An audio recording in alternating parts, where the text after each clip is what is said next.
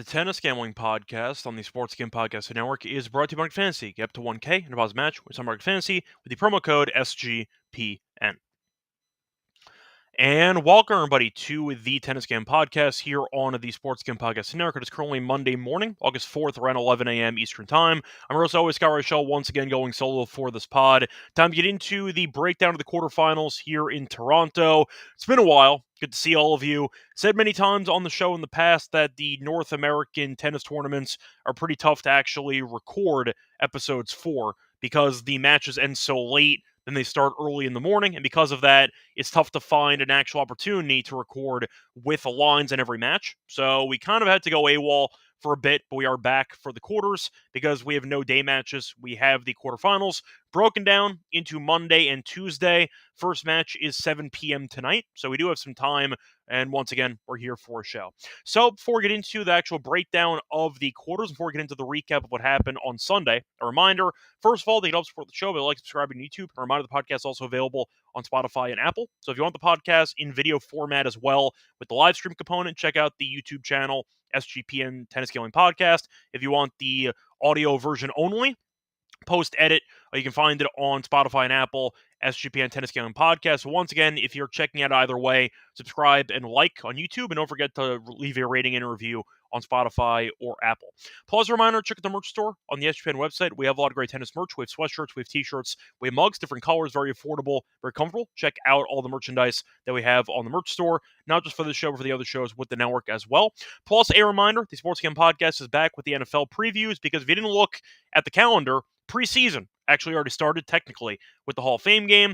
You have spring training, not spring training, sorry. You have preseason, which is going to be starting over the next week for the other teams. But the NFL season is very close to starting. It's closer than you think. And a reminder, if you want some NFL team previews, check out the Sports Game Podcast for a preview on every team. And a reminder, they're bringing back the phrase that pays. Each episode, they'll give out a word of a 32-word phrase. Submit the phrase for a chance to win a $1,000 circa future. Anyway, getting into the recap of what happened in the last episode. For the lock and dog, ended up splitting. Pretty annoying loss with the lock. I feel like it was the right side. It just didn't get there. We had Mensik team total over 12.5 games, a minus 110 against Boyer. Boyer needed to hold one more time in each set, and he choked it. On top of that, I believe he went 0 for 7 on breakpoint chances. Mensik winning 6-4, 6-4. Was honestly a heartbreaker because I believe it was 4-4 in both sets, and then Boyer got broken the one time we needed him to hold again. But 0 for 7 on breakpoint chances as well. Boyer could have won a set in that match, and either way, Mensik did end up winning 2 comfortably in the end on the scoreboard. It was not that easy, I'll put it that way. Bit of a heartbreaker there for the lock. As for the dog, though, nice and easy. We had Opelka and Makic first set over 10.5 games at plus 25. Each of the first 2 sets did not feature a tie break. Each of the first 2 sets did not feature a break, as each set went to a breaker.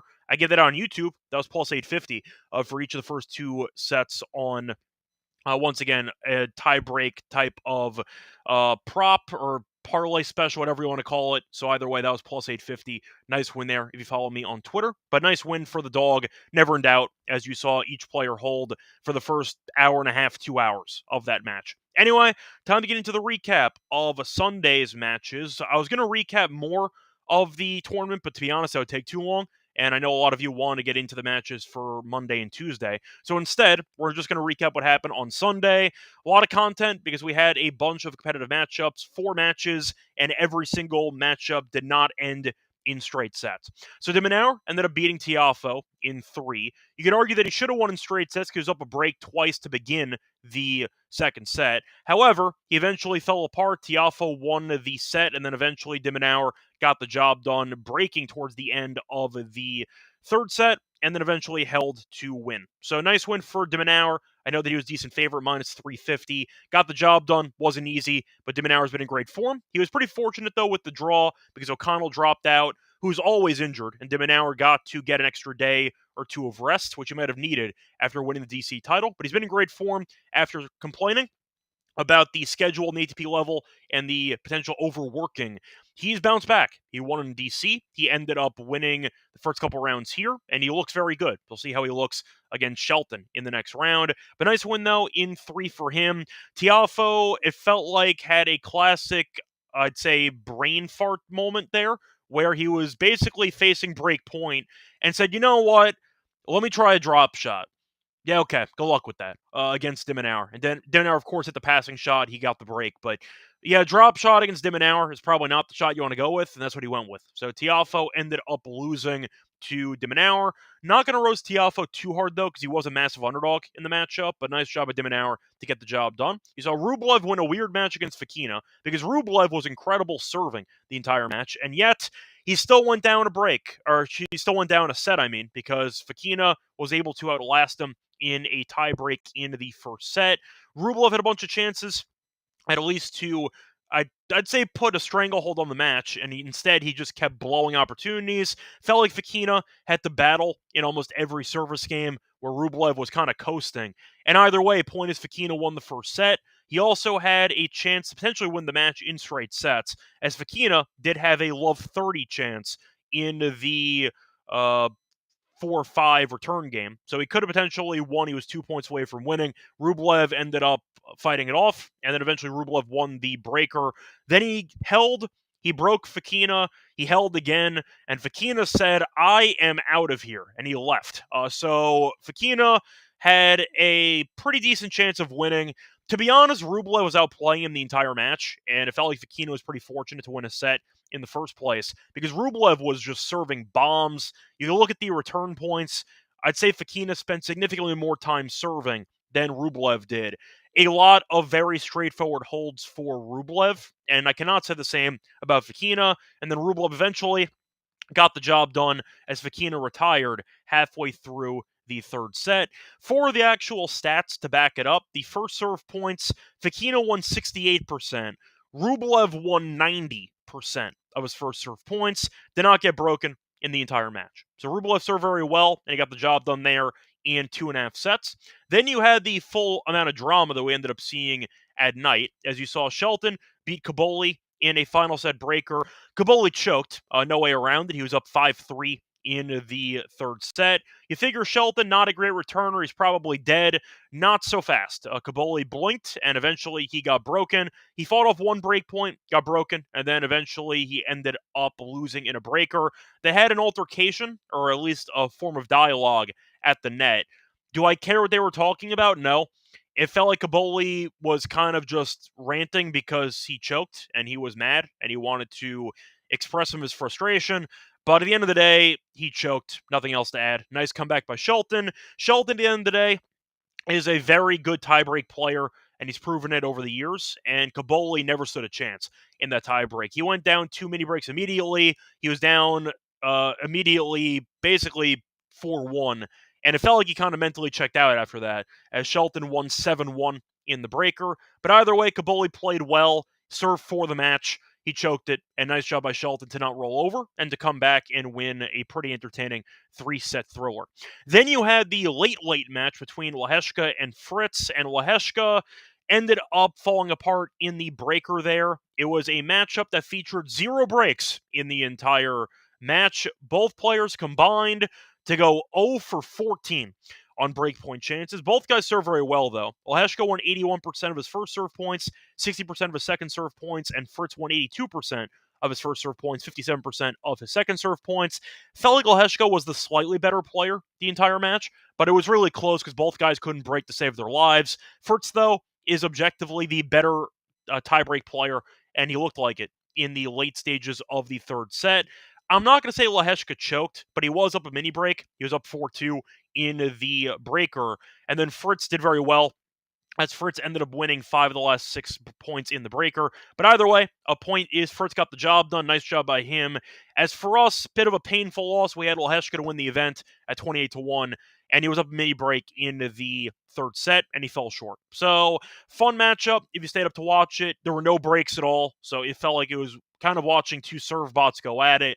But it was entertaining. Fritz got the job done, and like Shelton, you saw the Americans advance courtesy of a final set breaker. So once again, a pretty fun collection of matches for Sunday. Hopefully the matches on Monday and Tuesday live up to the same hype. But we'll move on to the matches taking place in the quarters for Toronto. Now, before we get into any of the matches for the quarters, a reminder that we're brought to you by Nordic Fantasy because doing Best Mania happening all summer long. They're giving away 15 million in prizes, 2 minutes first place. No waiver wire, no arguments about trades. Best way to play fantasy football. They're also doing pick'em entries if you want to try that out for Underdog. And for pick'em, you go in up to 500 times your entry. Sign up with the promo code SGPN to get a special pick first time with an offer up to 1K in bonus cash. Arctic Fantasy promo code SGPN. We're also brought to you by MyBookie because they're available a ton of locations. You can to bet on baseball, to bet on WNBA, to bet on golf, to bet on, of course, football futures and tennis. You can also use a ton of locations. Use crypto for fast payouts and use deposit Santo for an account. Use the code SGPN to get a special 100% does match up to 1K. Terms and conditions MyBookie the G promo code SGPN. Welcome back, everyone, to the Tennis Game Podcast. Finished recapping what happened yesterday. Time to move on into the matchups taking place in the quarters for Toronto. So once again, we have 2 matches on Monday, 2 matches on Tuesday. Starting off with the first matchup, US Zverev against defending champion Popyrin. For this one, US Zverev at minus 340, who ended up winning after Cerundolo retired midway through the last match. Popyrin, though, has been very good after beating Rune in 3 sets. He's about plus 270, give or take. For the spread, minus 3.5 for Zverev, plus 3.5 for Popyrin. The over-under is at 22.5 or 23.5. For the actual set spread, US Zverev in straight sets at minus 115. You have Popyrin to win a set at minus 115 as well. The over 2.5 sets is plus 128. So for that, Ted, it's been one-way traffic in favor of Zverev. He's currently 3-0 lifetime against Popyrin. For the meetings, you've seen Popyrin never win a set against him.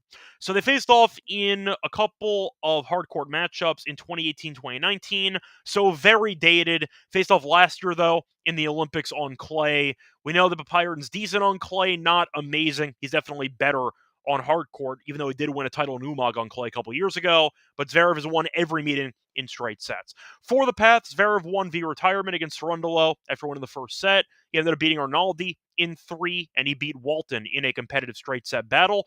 For Popyrin, he has been looking good but vulnerable. Beat Rune in 3, beat Medvedev in 3, and beat Arsenault in straight sets. So, against good competition, even though we know Rune and Medvedev are head cases, Popyrin has dropped a set, but he has been able to survive and come back. In fact, he dropped the first set in each of those 2 matchups. Zverev, though, has been good, but Zverev never makes it easy, and it feels like Zverev's a lack of aggression and his willingness to just sit there behind the baseline does give him some chances to lose sets if Popyrin does have this firepower going, the serve is on, the forehand's on, and even the volleying can be on display. I think there is a path for Popyrin to win a set here. Do I think he's going to win the match? I'm going to say no. I know he's defending champion. I get that he is very good on the courts here in Canada, but I do think Zverev should be favored. I think the price makes sense. You could argue that's a bit expensive. I'd say Zverev should be minus 250 instead of minus 340. Do I think he's going to win? Yes. Do I think straight sets to guarantee? I'm going to say no. I think that Popyrin can win a set here. I do think that Zverev showed that he's vulnerable, and I do think that Popyrin can jump on the opportunity. So instead of going for the money line or for the spread here, I don't mind the over at 22.5 games. I think that you can see a breaker in here. You could see potentially a 6-4 included. So even a straight set win for Zverev, you still end up getting the over for the matchup. I don't maybe mind the Popyrin spread plus 3.5 if you think that he keeps one set very close. I think Zverev will win. I think he's a better rallier than Popyrin, but I do think the serve can be questionable, and the shot selection, the lack of aggression for Zverev, which has been his undoing over the course of Grand Slam events, could be an issue here in this matchup because I know Popyrin does have the firepower to capitalize. Zverev's not going to take chances. So for me, I'm going to go with Popyrin plus the games. I think Zverev wins, but I really think that this line's kind of disrespectful to the defending champion as Zverev's minus 340. For value, I'll go with Popyrin, and I'll go with the over. Well, I bet this, no guarantee, to be honest. I'm not really interested in this matchup, but I think that for the value alone, I think Zverev is overpriced for this matchup. Moving on to the next matchup, you have Khachanov against Mickelson, a rematch of the Australian Open where Mickelson killed him, but Khachanov the favorite at minus 205. You have Mickelson at around 172 as the dog. For the spread, minus 2.5 for Khachanov. You have a plus 2.5 for Mickelson. The over-under is also around 22.5 or 23.5. Now, for the set spread, Khachanov to win in straight sets is around plus 132. Mickelson to win a set is minus 170. Mickelson to win in straight sets is plus 390. The over 2.5 sets is around plus 125. Now, I said before, face off in the Australian Open, and you saw Mickelson destroy him, as Mickelson won in straight sets, actually. Now, Khachanov was in bad form, and it seems like he's starting to figure it out again, as he's still in the quarterfinals here in Toronto. And they're beating Fikovic, beat Nava in 3, and beat Ruud in straight sets last round. Mickelson had a nice win against Tien, had a nice 3-set win against Musetti, and he ended up beating Barrios Vera in straight sets. So he's been fine. You could argue competition's been a bit weak. Tien, I know, is a good hardcourt player. We saw that in the Australian Open. Still, a pretty good draw for him having Tien in the round of 16. But Mickelson's been looking good. The serve can still be underwhelming, but he's been looking sharp here on the courts in Toronto. Khachanov, though, is objectively the better hardcourt player, despite what we saw in Australia a couple months ago. Khachanov, though, I think it's looked good. He's the better server in this matchup. He has more firepower. You could argue once again that there is going to be a case for an over in this matchup. Different styles a bit. I know Khachanov, when he's not spraying unforced errors, can be a decent rallier. But we know Khachanov's shot selection can be pretty one-dimensional. It can be pretty problematic at times. And Mickelson is pretty good at keeping the ball in play. So this whole matchup comes down to Khachanov's racket. If he can avoid the unforced errors, he should win comfortably. However, if he ends up spraying shots, he could lose outright. So it's going to be a bit tricky. Now, a reminder, we have Khachanov to win the event at around 30-1, so we'll see what happens there. I think Khachanov wins for this matchup. I'd go for the spread at minus 2.5. Mickelson, I think, has been good. I think you could argue that his serve is still not good enough to survive against better competition. And even though there was one lopsided matchup in Australia, I'm not going to overreact too much to it. Khachanov's had a pretty weird season where he was underwhelming early, and then recently he's kind of settled back into a rhythm. It feels like he's starting to figure it out again, and I picked Khachanov to win the event because he tends to raise his level in these 1,000 events. I like the draw for him. I liked him to make the semis and beyond. Not going to really, I'd say, reinvent the wheel here. I think Khachanov wins. I'll go for the games. I'll go with the minus 2.5. I could consider maybe going in over in games. I think you could argue that Mickelson, once again, can frustrate Khachanov over the course of this matchup. Do I like the firepower for Mickelson? Not really. I think he has to improve on it. I think the serve is vulnerable. And I think Khachanov, despite not being a great returner, will have more chances to break than Mickelson will. Give me Khachanov in what I think will be a competitive matchup, but I think he eventually does cover the spread. Now, for the comments section, I see some questions here. If I do like the over on Papyr and team total, you're mentioning Rybakina. I have not really covered much of the women's. I know that Swiatek lost, and I know Rybakina won a marathon against, I think it was Jastrzemska yesterday. But either way, I know that Swiatek lost. That was the main news there for the women's side. I don't mind the team total over. I think I'd rather stay away from it, though, because I can see a world where Papyron does lose in straight sets. You need him to win a set, basically. I know you can get a 7-6, 7-6, but I don't mind it because I think he can win a set.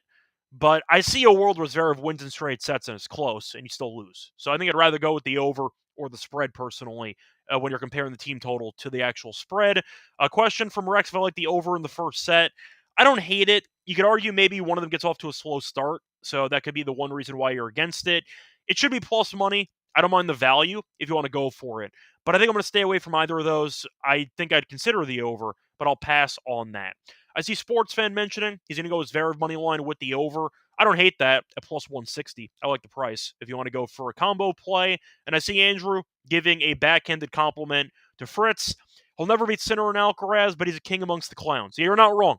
That's kind of a great summary of Fritz. I feel like he's a guy who is definitely capable of winning a 1,000 event when the other main guys are not there. I think Fritz is a pretty good overall player, of course, being top 5, top 10 in the world.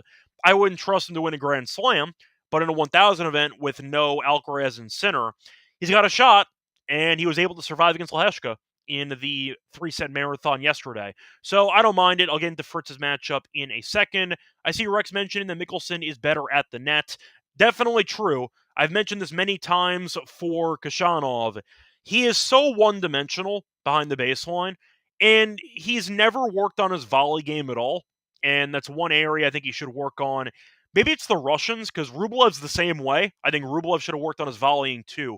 But Kashanov never comes forward. He'll stand behind the baseline. You could argue that does play into Mikkelson's hands, but he has the firepower advantage. We'll see how that works out. I agree with you, though. I think Mikkelson is an underrated volleyer. We saw that against Musetti when he started to come to the net more, and it completely changed the complexion of the entire matchup. I think that it's an interesting matchup in itself, but I'll go with Kashanov in this one. I might be biased, though, because we have him to win the event at around plus 3,000. Anyway, moving on to the next matchup, which will be taking place on. This is going to be taking place on Tuesday.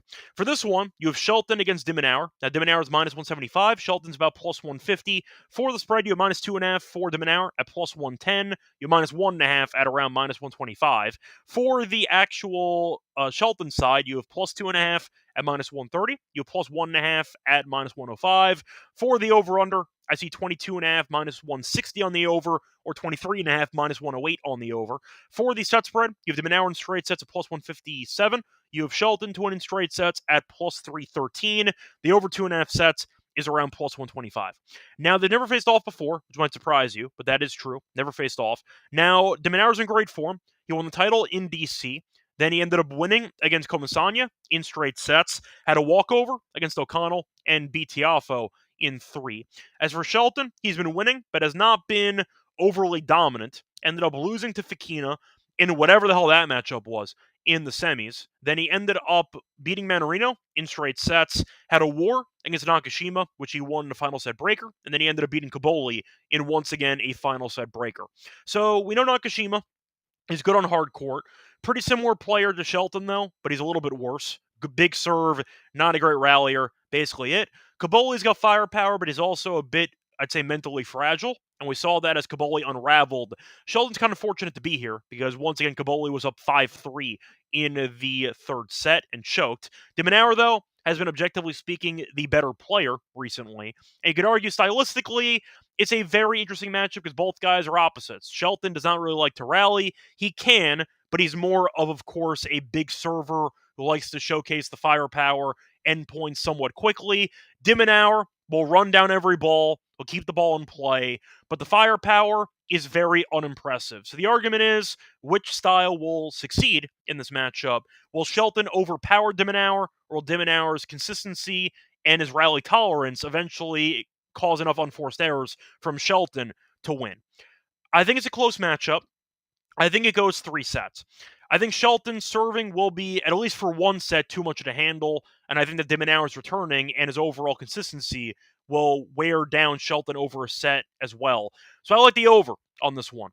I think you're looking at what should be a fun matchup. I am going to go Dimenauer to win it. I think that he's going to be able to survive, but if it went to a breaker, once again, in the third set, who would I take?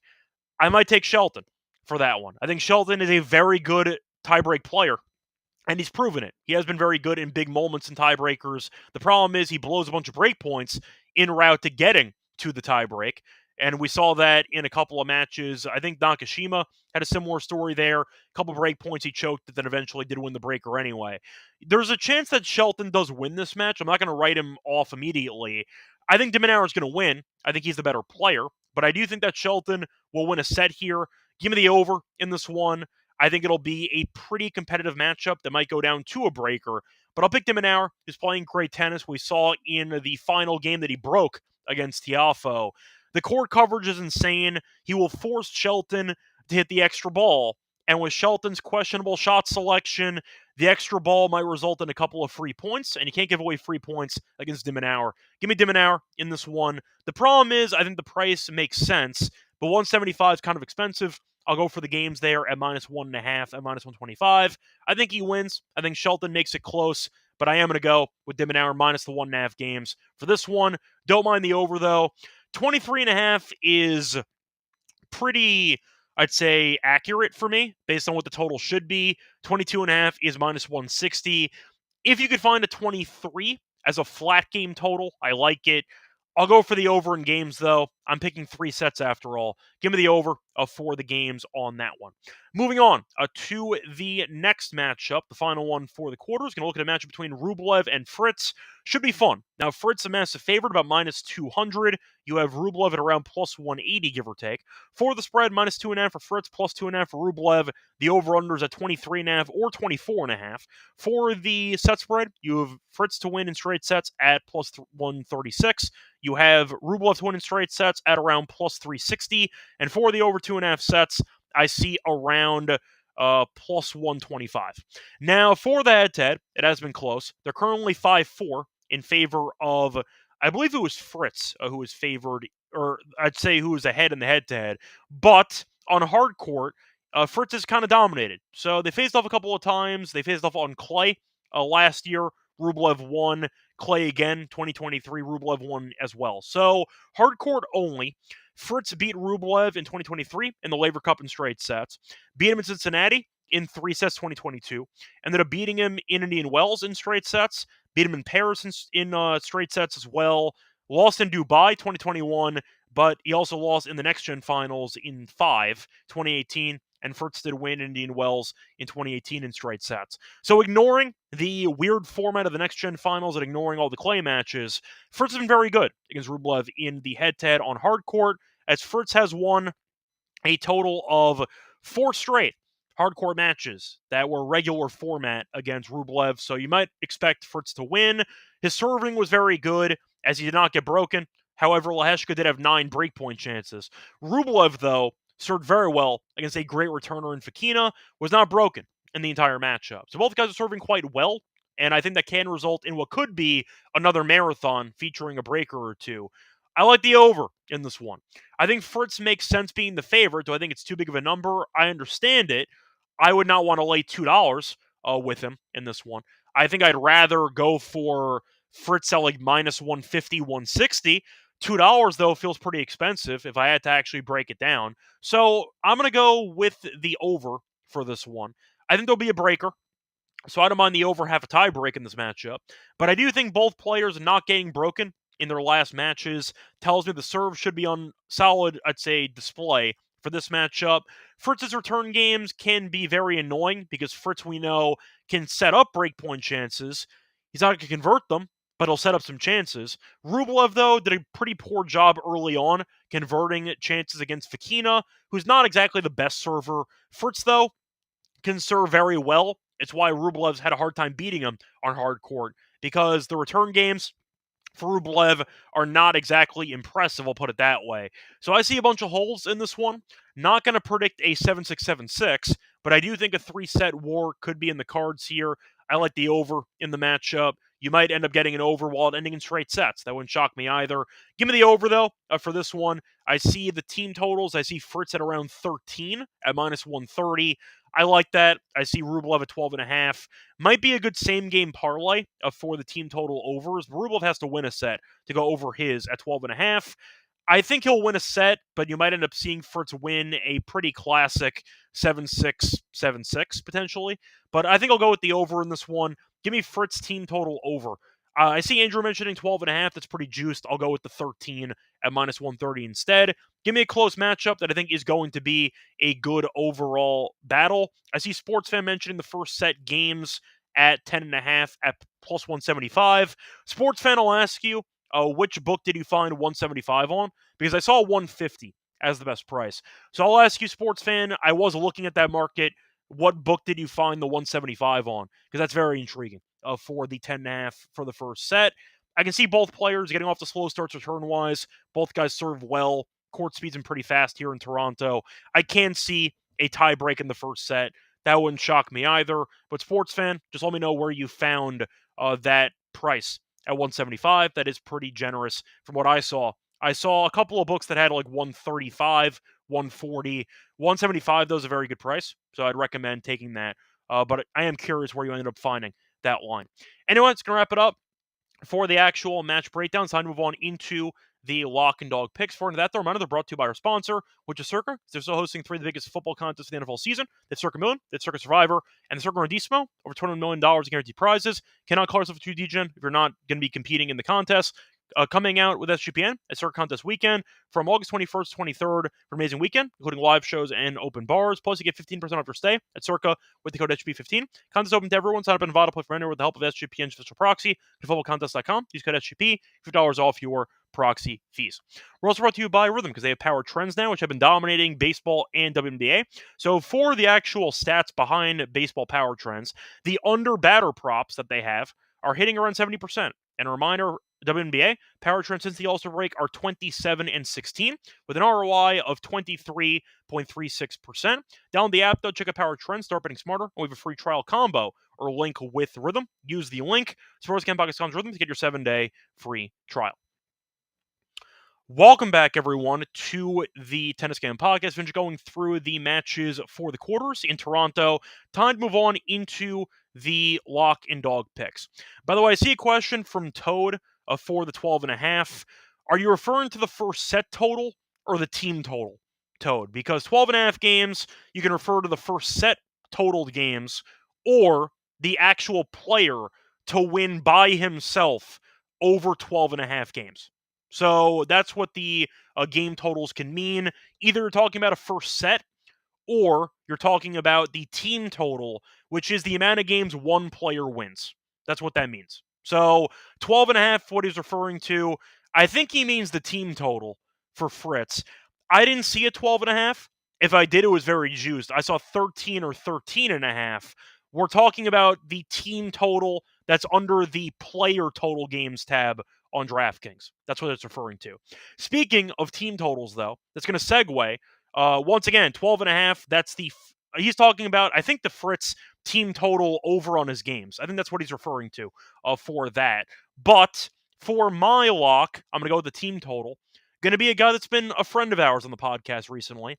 I'm going to the Dimonauer match, taking on Shelton. Dimonauer's been our guy. Shout out to him for winning the outright at 8-1 for us in DC. I will take him team total over the 12.5 games here at minus 150. If you want to go for the spread, I don't hate it, but there's a world where Dimonauer loses the match and goes over the team total. This was on Bet365, which went rogue on the pricing. 150 does feel expensive. It's not. I saw 170 in some spots. So 365 kind of went rogue. I saw 13.5 games as the number on Caesars. So I do expect the line to move. I saw Bet Online offshore had 13 games at minus 110 or so. So you can go with that instead.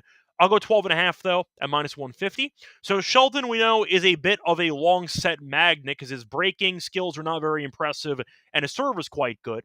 But there's been a 7-5 or a 7-6 set in 4 of his last 5 matches, and each of his last 2 matches also did not end in straight sets. So Shelton, we've seen be involved in a couple of marathons recently against Nakashima and against Kaboli. And if you end up getting a breaker or 7-5, I do think Dimonauer should win at least one set in this matchup. But if Dimonauer ends up winning one close set, you're pretty much home free. Shelton is a pretty bad returner, and I think that Dimonauer with his rally game should frustrate Shelton into enough mistakes, kind of like what Fekina did in the semis in DC last week. But once again, I do think you're looking at a good spot for Dimonauer to either win or lose, but to still win enough games to go over this number. Give me Dimonauer team total over 12.5 at minus 150 as my lock. It's available on Bet365. For the dog, I'm going to go to the play actually recommended by SportsFan. He ended up mentioning 175 offshore. He mentioned 150 on Bet365. That was actually my play. I'm going to go with the Fritz and Rublev first set over 10.5 games at plus 150. I won with the same strategy in the Opelka matchup in the last episode.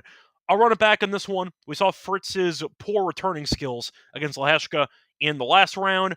We saw Rublev have poor return skills as well against Fekina, as the first 2 sets went to breakers there as well. Neither guy, though, got broken in the entire match last round. And you're looking at both guys having a decent amount of long first sets.